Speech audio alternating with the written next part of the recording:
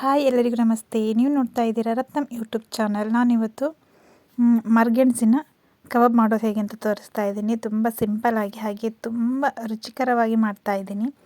ಹಾಗೆ ನಾನು ಯಾವ ರೀತಿ ಮಾಡ್ತೀನಿ ಅಂತ ಹೇಳಿ ಪೂರ್ತಿ ವಿಡಿಯೋ ನೋಡಿ. ಹಾಗೆ ನೋಡೋಕ್ಕಿಂತ ಮುಂಚೆ ಯಾರೆಲ್ಲ ನನ್ನ ಚಾನಲನ್ನು ಫಸ್ಟ್ ಟೈಮ್ ನೋಡ್ತಾ ಇದ್ರು ದಯವಿಟ್ಟು ಸಬ್ಸ್ಕ್ರೈಬ್ ಮಾಡಿ, ಹಾಗೆ ಲೈಕ್ ಮಾಡೋದನ್ನು ಮರಿಬೇಡಿ. ಬೆಲ್ಲೈಕನ್ ಅಂತೂ ಪ್ರೆಸ್ ಮಾಡಲೇಬೇಕು ನೀವು. ಹಾಗೆ ಪೂರ್ತಿ ವಿಡಿಯೋ ನೋಡಿ ಬನ್ನಿ. ಹಾಗೆ ಇಲ್ಲಿ ನಾನು ಮರ್ಗೆಣ್ಸನ್ನು ತಗೊಂಡಿದ್ದೀನಿ. ನೀವು ನೋಡ್ತಾ ಇರ್ಬೋದು ಒಂದು ತುಂಡನ್ನು, ಇದು ತುಂಬ ಆಳದಲ್ಲಿ ಆಗುತ್ತೆ ಆ ಕಾರಣಕ್ಕೆ ನೋಡ್ತಾ ಇರ್ಬೋದು. ಹಾಗೆ ತುಂಬ ಉದ್ದ ಇರುತ್ತೆ ಇದು, ಅಂದರೆ ತುಂಬ ಜಾಸ್ತಿನೇ ಬೆಳೆಯುತ್ತೆ ಅಂತಲೇ ಹೇಳ್ಬೋದು. ಇದು 1 ವರ್ಷ 2 ವರ್ಷ ಬಿಟ್ಬಿಟ್ರೆ ತುಂಬ ಚೆನ್ನಾಗಿರುತ್ತೆ, ತಿಂಡಿಗೂ ಕೂಡ ಸಕ್ಕತ್ತಾಗಿರುತ್ತೆ. ಹಾಗೆ ಇದನ್ನು ಬೇಯಿಸ್ಕೊಂಡು ಕೂಡ ತಿಂತಾರೆ ಉಪ್ಪು ಹಾಕ್ಕೊಂಡು, ತುಂಬ ರುಚಿಯಾಗಿರುತ್ತೆ. ನಾನು ಇದನ್ನು ಹೊಸ ರೆಸಿಪಿ ಅಂದರೆ ಕಬಾಬ್ ಮಾಡ್ತಾಯಿದ್ದೀನಿ ಅಷ್ಟೇ. ನಾನು ಅದರ ಸಿಪ್ಪೆಯನ್ನು ತೆಕ್ಕೊಂಡು ಸಣ್ಣ ಸಣ್ಣ ಪೀಸ್ಗಳನ್ನಾಗಿ ಮಾಡ್ಕೊಂಡಿದ್ದೆ. ಅಂದರೆ ಕಬಾಬ್ ಬಿಡಲಿಕ್ಕೆ ನಮ್ಗೆ ಯಾವ ರೀತಿ ಸೈಜಲ್ಲಿ ಬೇಕೋ ಅದನ್ನು ಕಟ್ ಮಾಡಿ ಇಟ್ಕೊಂಡಿದ್ದೀನಿ. ಹಾಗೆ ಇದನ್ನು ಸ್ವಲ್ಪ ನೀರನ್ನು ಹಾಕ್ಕೊಂಡು ನಾನಿಲ್ಲಿ ಬೇಯಿಸ್ಲಿಕ್ಕೆ ಇಡ್ತಾಯಿದ್ದೀನಿ. ಅಂದರೆ ಇದು ಬೇಯಿಸುವಾಗ ಇದಕ್ಕೆ ಸ್ವಲ್ಪ ಉಪ್ಪನ್ನು ಕೂಡ ಹಾಕ್ಕೊಳ್ತಾ ಇದ್ದೀನಿ. ಹಾಗೆ ಬಾಯಿ ಕಚ್ಚತ್ತೆ ಅಂದರೆ ಬಾಯಿ ಸ್ವಲ್ಪ ತುರ್ಕೆ ಥರ ಆಗುತ್ತಲ್ಲ, ಆ ಥರದಲ್ಲಿ ಏನೂ ಆಗೋಲ್ಲ, ತುಂಬ ಚೆನ್ನಾಗಿರುತ್ತೆ. ಹಾಗೆ ಅದನ್ನು ಒಂದು ಕಡೆ ಬೇಯಿಸ್ಲಿಕ್ಕೆ ಇಟ್ಕೊಂಡಿದ್ದೀನಿ. ಹಾಗೆ ನಾನು ಕಬಾಬ್ ಪೌಡ್ರನ್ನು ತೊಗೊಂಡಿದ್ದೀನಿ. ನೀವು ನೋಡ್ತಾ ಇರ್ಬೋದು, ಯಾವುದೇ ಕಂಪ್ನಿದಾದರೂ ನೀವು ಓಕೆ ತೊಗೊಳ್ಳಿ. ನಾನು ಇಲ್ಲಿ ನನ್ನ ಹತ್ರ ನಾನು ಯಾವ್ದು ಯೂಸ್ ಮಾಡ್ತೀನಿ ಅದನ್ನೇ ತೋರಿಸ್ತಾ ಇದ್ದೀನಿ ಅಷ್ಟೇ. ಯಾವ್ದು ಬೇಕೋ ತೊಗೊಳ್ಬೋದು, ನಿಮ್ಗೆ ಯಾವ್ದು ಇಷ್ಟ ಆಗುತ್ತೆ ಹೇಳಿ. ನಾನಿಲ್ಲಿ ಒಂದು ಕಬಾಬ್ ಪೌಡ್ರ್ ಪ್ಯಾಕೆಟನ್ನು ಬಳಸ್ತಾ ಇದ್ದೀನಿ. ಹಾಗೆ ಅದ್ರ ಜೊತೆಗೆ ಖಾರ ಪುಡಿಯನ್ನು ಹಾಕ್ಕೊಳ್ತಾ ಇದ್ದೀನಿ. ನಾನಿಲ್ಲಿ ಖಾರ ಸಣ್ಣ ಸ್ಪೂನು, ಅಂದಾಜು ದೊಡ್ಡ ಸ್ಪೂನ್ ಅಂತಂದರೆ ಒಂದು 2 ರಿಂದ 3 ಟೇಬಲ್ ಸ್ಪೂನ್ ಅಷ್ಟು ಹಾಕ್ಕೊಳ್ತಾ ಇದ್ದೀನಿ ಅಷ್ಟೇ. ಖಾರಕ್ಕೆ ಎಷ್ಟು ಬೇಕೋ ಅಷ್ಟು ನೀವು ನೋಡ್ಕೊಂಡು ಹಾಕ್ಕೊಂಡ್ರೆ ಆಯ್ತು ಅಷ್ಟೇ. ಹಾಗೆ ನಾನಿಲ್ಲಿ ಕಾರ್ನ್ಫ್ಲೋರನ್ನು ಬಳಸ್ತಾ ಇದ್ದೀನಿ.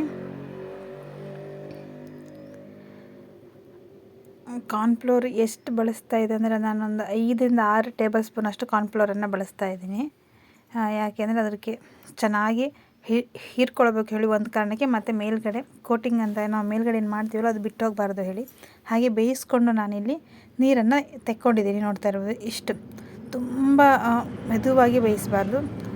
ನಾವು ಕೈಯಲ್ಲಿ ಒತ್ತಿದಾಗ ಮಾತ್ರ ಪ್ರೆಸ್ ಆಗಬೇಕಂದ್ರೆ ಕಟ್ಟಾಗಬೇಕು ಅನ್ನೋ ಆ ರೀತಿಯಲ್ಲಿ ಬೇಯಿಸ್ಕೊಳ್ಬೇಕು ನಾವು ಇದನ್ನು ಒಂದು ಹದಕ್ಕೆ. ಹಾಗೆ ನಾನಿಲ್ಲಿ ಕಲಿಸ್ಕೊಂಡಿರುವಂಥ ಹಿಟ್ಟಿಗೆ ಬೇಯಿಸ್ಕೊಂಡಿರುವಂಥ ಮರಗೆಣಸಿನ ಪೀಸನ್ನು ಹಾಕ್ಕೊಳ್ತಾ ಇದ್ದೀನಿ. ನೋಡ್ತಾ ಇರ್ಬೋದು. ಹಾಗೆ ಇದನ್ನು ಒಂದು ಸರಿ ಮಿಕ್ಸ್ ಮಾಡಿಕೊಂಡು ಹಾಗೆ ಎಣ್ಣೆಯನ್ನು ಕಾಯ್ಲಿಕ್ಕೆ ಇಟ್ಕೊತಾ ಇದ್ದೀನಿ. ಅದ್ರ ಜೊತೆಯಲ್ಲೇ ತುಂಬ ಚೆನ್ನಾಗಂತ ಅನಿಸುತ್ತೆ, ತುಂಬ ಡಿಫ್ರೆಂಟ್ ಟೇಸ್ಟ್ ಕೂಡ ಕೊಡುತ್ತೆ ನಮಗೆ ಇದು. ನೋಡಿ, ಈಗ ಎಣ್ಣೆ ಕಾಯ್ತಂತ ನಾನು ಚೆಕ್ ಮಾಡಲಿಕ್ಕೆ ಜಸ್ಟ್ ಒಂದು ಸಣ್ಣ ಪೀಸನ್ನು ಬಿಟ್ಟಿದ್ದೆ. ಹಾಗೆ ಎಣ್ಣೆ ಕಾದಿದೆ. ಎಲ್ಲವನ್ನು ನಾನೀಗ ಎಷ್ಟು ಹಿಡಿಯುತ್ತೋ, ಈ ಬಂಡಿಗೆ ಎಷ್ಟು ಹಿಡಿಯುತ್ತೋ ಅಷ್ಟನ್ನು ನಾನಿಲ್ಲಿ ಬಿಟ್ಕೊಳ್ತಾ ಇದ್ದೀನಿ. ಚೆನ್ನಾಗಿ ಅಂದರೆ ಮಸಾಲೆ ಅದಕ್ಕೆಲ್ಲ ಮೇಲ್ಗಡೆ ಎಲ್ಲ ಕಡೆಯೂ ಸ್ಪ್ರೆಡ್ ಆಗಬೇಕು, ಆ ರೀತಿ ಮಾಡಿಕೊಂಡೆ ಎಣ್ಣೆಯಲ್ಲಿ ಬಿಡಿ, ಟೇಸ್ಟ್ ಕೂಡ ಚೆನ್ನಾಗಿರುತ್ತೆ ಹೇಳಿ. ಹಾಗೆ ಇದು ಒಂಥರ ಡಿಫ್ರೆಂಟ್ ಟೇಸ್ಟ್ ಕೂಡ ಕೊಡುತ್ತೆ. ಹಾಗೆ ಮರಗೆಣಸನ್ನು ಎಲ್ಲರೂ ಬೇಯಿಸ್ಕೊಂಡು ತಿಂತಿದ್ರು, ಮೊದಲೆಲ್ಲ ಸುಟ್ಕೊಂಡೆಲ್ಲ ತಿಂತಾಯಿದ್ರು ಇದನ್ನು, ಅಂದರೆ ಕೆಂಡದಲ್ಲಿ ಹಾಕೊಂಡೆಲ್ಲ ತಿಂತಾಯಿದ್ರು. ನಾನಿಲ್ಲಿ ಹೊಸ ಥರ ಕಬಾಬನ್ನು ಮಾಡ್ತಾಯಿದ್ದೀನಿ ಅಷ್ಟೇ. ಇವತ್ತು ಮತ್ತು ಇಡಗುಂಜಿ ಜಾತ್ರೆ ಉಂಟು, ಆ ಕಾರಣಕ್ಕೆ ನಾನಿಲ್ಲಿ ಸ್ಪೆಷಲಾಗಿ ಮಾಡ್ತಾಯಿದ್ದೀನಿ. ಅಂದರೆ ಇಡಗುಂಜಿ ಜಾತ್ರೆಗೆ ಸ್ಪೆಷಲ್ ಮರಗೆಣಸಿನ ಕಬಾಬ್ ಅಂತ ಹೇಳ್ಬೋದು. ಹಾಗೆ ಈ ಥರದೆಲ್ಲ ಮಾಡಿಕೊಡೋದ್ರಿಂದ ಮಕ್ಕಳಿಗೂ ಕೂಡ ತುಂಬ ಇಷ್ಟ ಆಗುತ್ತೆ. ಆ ಕಾರಣಕ್ಕೆ ತುಂಬ ಜನ ಕಮೆಂಟ್ ಮಾಡಿದರು ಅನ್ನೋದಕ್ಕಿಂತ ನಂಗೆ ತುಂಬ ಜನ ಹೇಳಿದರು, ಯಾವಾಗಲೂ ನಾನ್ ವೆಜ್ ಹೆಚ್ಚು ಮಾಡ್ತೀರಾ ನೀವು ಅಂತ ಹೇಳಿ, ವೆಜ್ ಮಾಡ್ತಾಯಿಲ್ಲ, ಜಾಸ್ತಿ ವೆಜ್ ಮಾಡಲ್ಲ ಹೇಳಿ. ಹಾಗೆ ನಾನಿಲ್ಲಿ ವೆಜ್ ಅವರಿಗೆ ಇದು ಕಬಾಬನ್ನು ತೋರಿಸ್ತಾ ಇದ್ದೀನಿ. ತುಂಬ ಚೆನ್ನಾಗಿರುತ್ತೆ. ಯಾರಿಗಾದರೂ ಈ ಥರ ಮರಗೆಣಸೆಲ್ಲ ಸಿಕ್ಕಿದರೆ ಒಮ್ಮೆ ನೀವು ಕೂಡ ಟ್ರೈ ಮಾಡಿ ಅಂತಲೇ ಹೇಳ್ತಾ ಇದ್ದೀನಿ. ಹಾಗೆ ನೋಡಿ, ಜಾಸ್ತಿ ನಾವು ಇದನ್ನು ರೋಸ್ಟ್ ಮಾಡುವಂಥ ಅವಶ್ಯಕತೆ ಇಲ್ಲ, ಯಾಕೆಂದರೆ ಆಲ್ರೆಡಿ ಇದು ಒಳಗಡೆ ಬೆಂದಿರುತ್ತೆ. ಮರಗೆಣಸಿನ ಪೀಸನ್ನು ನಾನು ಸಪ್ರೇಟಾಗಿ ಬೇಯಿಸ್ಕೊಂಡಿರೋ ಕಾರಣಕ್ಕೆ ಬೆಂದಿರುತ್ತೆ. ಜಸ್ಟ್ ನಮ್ಮ ಮೇಲ್ಗಡೆ ರೋಸ್ಟ್ ಆಗಬೇಕಷ್ಟೇ, ಅಷ್ಟು ಅದಕ್ಕೆ ನಾವಿದು ರೋಸ್ಟ್ ಮಾಡ್ಕೊಂಡು ತೆಕ್ಕೊಂಡ್ರೆ ಆಯಿತು. ಎಲ್ಲವನ್ನು ತೆಕ್ಕೊಂಡು ಈಗ ಉಳಿದಿರೋದನ್ನು ಕೂಡ ನಾನಿಲ್ಲಿ ನಿಧಾನವಾಗಿ ಎಲ್ಲವನ್ನು ಬಿಟ್ಕೊಳ್ತಾ ಇದ್ದೀನಿ.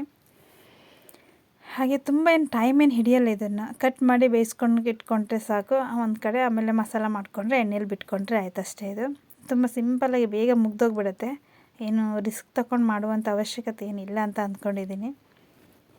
ಹಾಗೆ ಈ ರೀತಿ ನಾವು ವೆರೈಟಿ ಮಾಡಿದರೆ ಮನೆಯವರಿಗೂ ಕೂಡ ಇಷ್ಟ ಆಗುತ್ತೆ, ಮನೆ ಮಂದಿಗೆ ಎಲ್ಲರಿಗೂ ಇಷ್ಟ ಆಗುತ್ತಲ್ಲ, ಆ ಕಾರಣಕ್ಕೆ ಹೇಳ್ತಾ ಇದ್ದೀನಿ. ಹಾಗೆ ಗಡ್ಡೆ ಗೆಣಸು ತಿನ್ನೋದ್ರಿಂದ ನಮಗೂ ಕೂಡ ತುಂಬ ಒಳ್ಳೆಯದಲ್ಲ. ಹಾಗೆ ನಾನಿಲ್ಲಿ ಎಲ್ಲವನ್ನು ಬಿಟ್ಕೊಳ್ತಾ ಇದ್ದೀನಿ. ಅಂದರೆ ನಮ್ಮ ಕಡೆ ನಾವು ಇಡಗುಂಜಿ ಜಾತ್ರೆ ದಿನ ಏನೂ ನಾನ್ ವೆಜ್ ತಿನ್ನಲ್ಲ. ಆ ಕಾರಣಕ್ಕೆ ನಾನಿಲ್ಲಿ ಸ್ವಲ್ಪ ನಾನ್ ವೆಜ್ ಥರನೇ ಇರಲಿ ಅಂತ ಹೇಳಿಬಿಟ್ಟು ಇಲ್ಲಿ ಮರಗೆಣಸಿನ ಕಬಾಬನ್ನು ಮಾಡ್ತಾಯಿದ್ದೀನಿ. ನೋಡ್ತಾ ಇರ್ಬೋದು ನೀವು. ನೋಡಿ ಒಳಗಡೆ ಎಷ್ಟು ಸಾಫ್ಟಾಗಿ ಬೆಂದಿದೆ ಅಂತ. ಮೇಲ್ಗಡೆ ಡ್ರೈ ಇದೆ, ಅಂದರೆ ರೋಸ್ಟ್ ಆಗಿದೆ. ಒಳಗಡೆ ತುಂಬ ಸಾಫ್ಟ್ ಇದೆ, ತುಂಬ ಸಖತ್ತಾಗಿದೆ. ಟೇಸ್ಟ್ ಕೂಡ ಅಷ್ಟೇ ಚೆನ್ನಾಗಾಗಿದೆ. ನೀವು ಕೂಡ ಮನೇಲಿ ಇದನ್ನು ಒಮ್ಮೆ ಟ್ರೈ ಮಾಡಿ ಅಂತಲೇ ಕೇಳ್ತೀನಿ. ತುಂಬ ಜನಕ್ಕೆ ಇದು ಮರಗೆಣಸು ಗೊತ್ತಿರಲ್ಲ, ಕೆಲವ್ರಿಗೆ ಗೊತ್ತಿರುತ್ತೆ. ಗೊತ್ತಿರೋರೆಲ್ಲ ಯಾರಿಗೆಲ್ಲ ಸಿಗುತ್ತಲ್ಲ ಈ ರೀತಿ ಒಮ್ಮೆ ಟ್ರೈ ಮಾಡಿ, ಹಾಗೆ ಕಮೆಂಟ್ ಮೂಲಕ ತಿಳಿಸಿ. ಹಾಗೆ ವಿಡಿಯೋ ಇಷ್ಟ ಆದರೆ ಲೈಕ್ ಮಾಡಿ, ಶೇರ್ ಮಾಡಿ.